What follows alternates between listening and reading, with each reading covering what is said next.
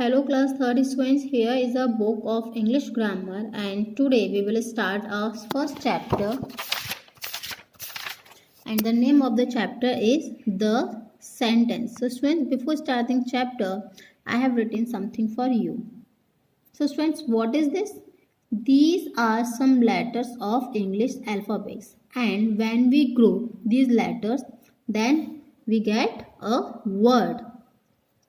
So from these letters what we get? A word which is mangoes. So when we group different kinds of words together to make a complete sense, then it is called a sentence. Now here is a warm-up exercise. Let's start. Take the group of words which makes complete sense. Means you have to take the group of words which gives you the complete information. Let's start with the first one, cloudy sky. Is it a sentence? Is it a sentence? No, because it is not giving any information to you.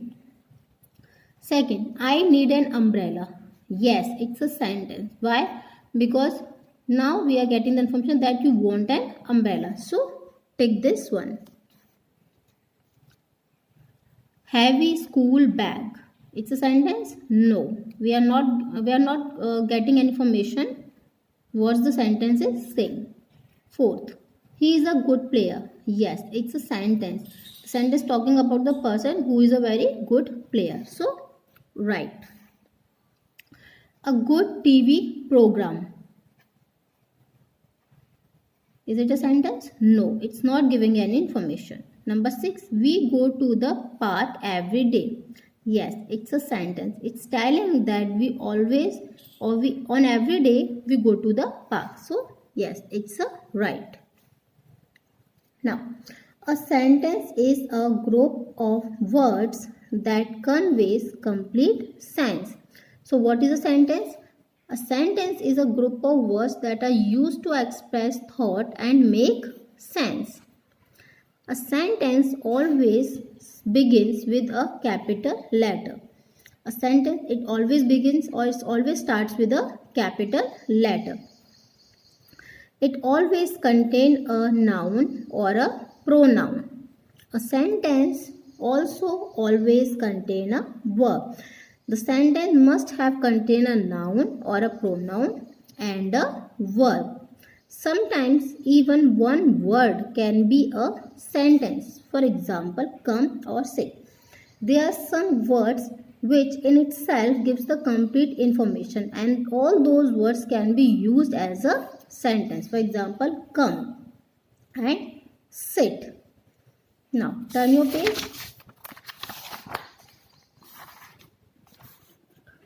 Read these sentences.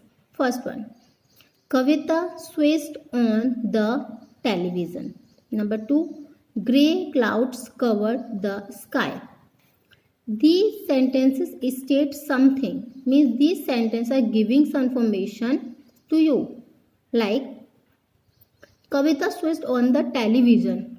What did Kavita do? She switched on the television. Grey clouds covered the sky. It means the sky is covered with grey clouds. Sentences that state something or give us information are called statements.